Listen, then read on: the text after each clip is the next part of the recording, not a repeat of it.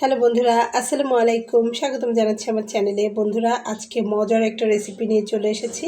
তো যারা কখনোই সবজি খায় না তারাও পাগলের মতো দিওয়ানা হয়ে কিন্তু এই সবজি রান্নাটা খেয়ে নেবে ঝটফট করে। বন্ধুরা, তো কি কি লাগছে সেটা একবার দেখিয়ে দিই।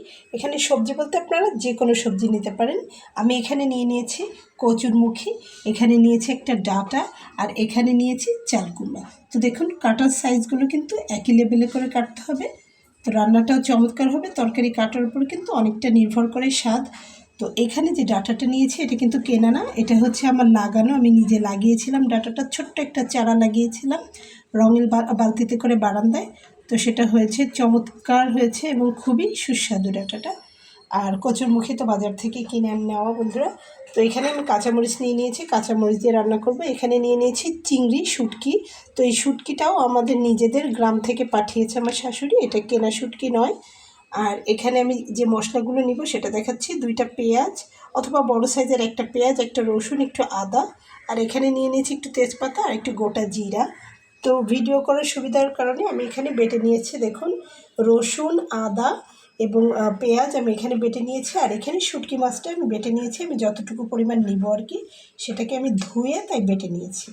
আমি আরও একবার দেখিয়ে দিচ্ছি। দেখুন, এই যে চিংড়ি শুটকি, এটা আমি এখানে বেটে নিয়েছি।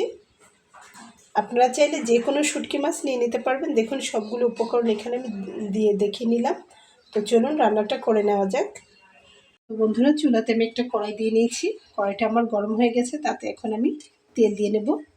তো তেলের পরিমাণটা একটু বেশি দিলেই ভালো হয় সবজি রান্নার ক্ষেত্রে। তো তেলটা গরম হয়ে গেলে আমি তার ভেতরে দিয়ে নেব জিরা এবং তেজপাতা। দেখুন, এখানে আমি একটা তেজপাতা ছিঁড়ে আমি 2 খণ্ড করে নিয়েছি। আর এখানে আমি হাফ চা চামচ পরিমাণ আর কি গোটা জিরা দিয়ে নিলাম।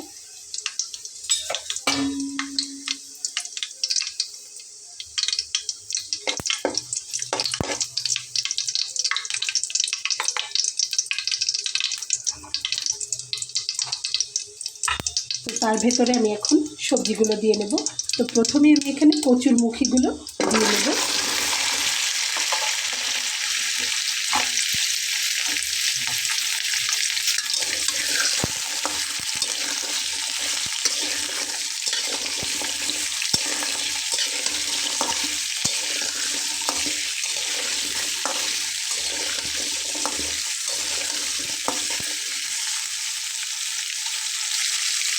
কচুরমুখীটা যেহেতু একটু শক্ত তরকারি, সেজন্য কিন্তু এটাকে আমি প্রথমে দিয়ে নিলাম।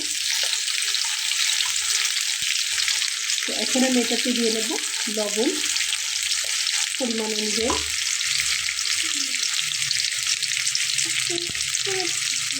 তারপরে আমি এখানে দিয়ে নেব হলুদ,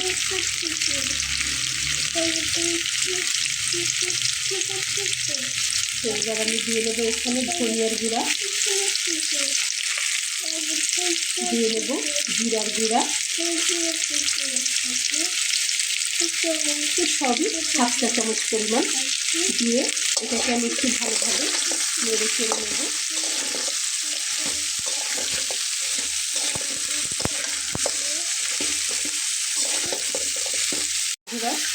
কচুরমুখীটা দিয়ে একটু নাড়াচাড়া করার পরে আমি এখানে এখন বাটা মশলাটা এবং শুটকি মাছ বেটে নেওয়াটা দিয়ে নিচ্ছি। দেখুন,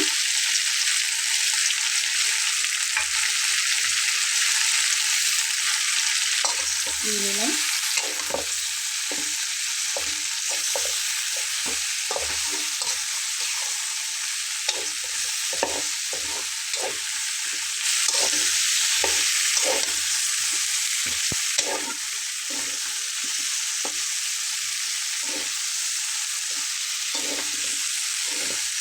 যেহেতু কচুরমুখীটা অনেকক্ষণ ধরে কষানোর প্রয়োজন হবে, ততক্ষণে মশলাটাও একসঙ্গে কষানো হয়ে যাবে। তো আমি এখন এটার ভিতরে সামান্য একটু পানি দিব।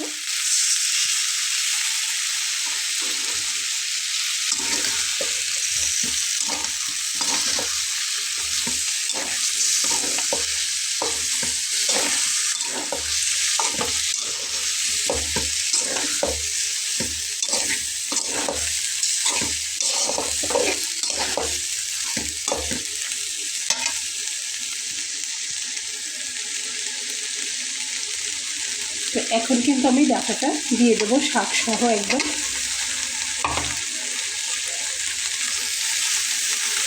তো শাকগুলোকে আমি একটু বড় বড় রেখেছি, গলে যাবে।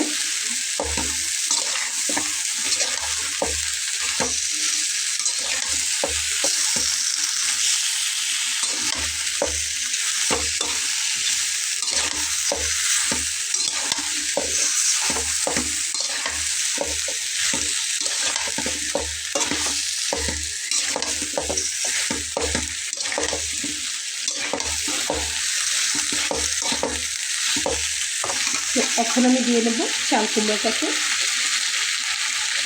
তো দেখুন, এই যে দেখতে কিন্তু খুবই সুন্দর লাগছে। একদম একই সাইজে আমি সবগুলোকে কেটেছি এবং চাল কুমড়োটা ভীষণ করছি।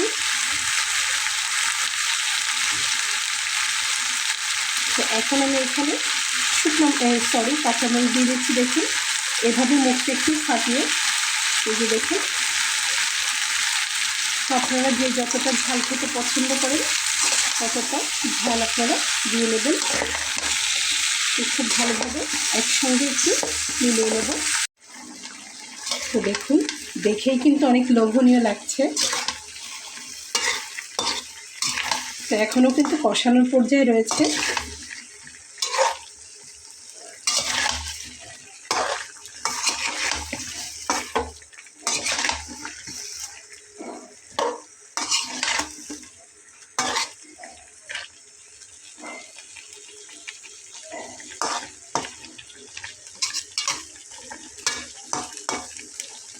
এভাবে বাসায় সবজি রান্না করে দেখবেন, বাচ্চা থেকে বুড়ো সবাই খুবই আনন্দের সাথে সবজিটা খেয়ে নেবে।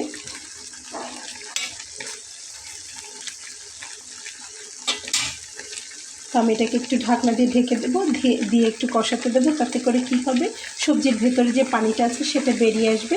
তারপরে আমি ভালো করে কষিয়ে পানি দেবো, তাতে করে আমার পানির পরিমাণটা ঠিক থাকবে। তো দেখুন, আমি একটা ঢাকনা দিয়ে ঢেকে এটাকে কষাচ্ছি। তো বন্ধুরা দেখুন, সবজিটিকে কিন্তু খুব ভালোভাবে কষিয়ে নিয়েছেন। মাঝে একবার ঢাকনাটা আলগা করে কষিয়ে নিয়েছিলাম। দেখুন, একদমই কিন্তু গায়ের পানিটা গায়ে শুকিয়ে গেছে। তো আমি এখন এটাতে পানি অ্যাড করব।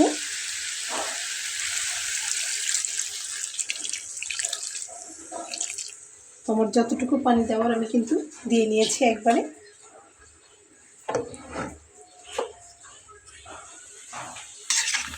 এখন আমি পাশ থেকে যে মশলাগুলো একদম ভাজা হয়ে গেছে, লেগে আছে, এগুলোকে খুব ভালোভাবে খুন্তি দিয়ে কেটে এর সঙ্গে মিলিয়ে দেবো।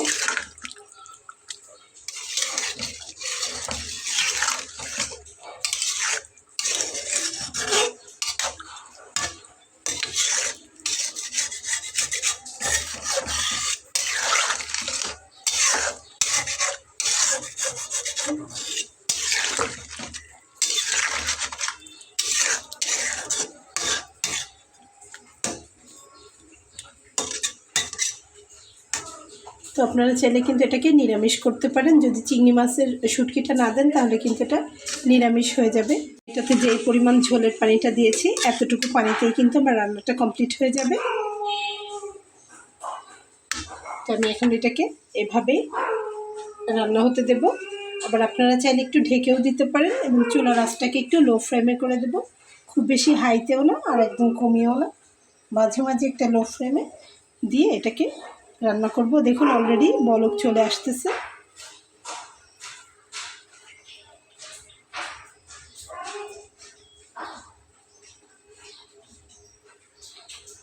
সিদ্ধ হয়ে যাবে, রান্না হয়ে যাবে, কিন্তু সবজিগুলো কিন্তু এরকম গোটা গোটাই থাকবে, ভেঙে যাবে না। খেতেও যেমন মজার হবে, দেখতেও কিন্তু খুবই আকর্ষণীয় হবে বন্ধুরা। তো এখন আমি সবজিটাকে একটু নেড়ে দেব এবং সিদ্ধটা কেমন হলো দেখব। তো প্রথমে আমি এখানে দেখব কচুরমুখীগুলো কেমন সিদ্ধ হয়েছে। এই যে দেখুন, খুন্তি দিয়ে আমি একটু দেখব। এই যে দেখুন, কচুরমুখী কিন্তু সিদ্ধ হয়ে গেছে। তো যেহেতু কচুরমুখিটা সিদ্ধ হয়ে গেছে, তখন এগুলোও কিন্তু হয়ে গেছে আশা করছি। এই যে ডাটাটা একটু চেক করি, সব কিছুই সিদ্ধ হয়ে গেছে। তো এই পর্যায়ে একটু লবণটা চেখে দেখতে হবে।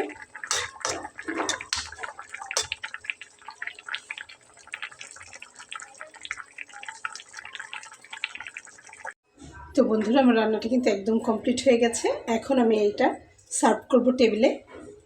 তো চলুন। তো বন্ধুরা দেখুন, আমার রান্নাটা কিন্তু একদম কমপ্লিট। আমি টেবিলে খেতে দেবো এখন। তো দেখেই বুঝতে পারছেন কতটা মজার, কতটা লোভনীয় হয়েছে। তো আশা করছি রেসিপিটা আপনাদের ভালো লেগেছে। রেসিপিটা যদি আপনাদের ভালো লেগে থাকে তাহলে আমার এই ছোটো চ্যানেলটিকে সাবস্ক্রাইব করে সঙ্গে থেকে যাবেন বন্ধুরা। দেখা হবে পরবর্তীতে নতুন কোনো রেসিপি নিয়ে। সে পর্যন্ত ভালো থাকবেন। আল্লাহ হাফেজ।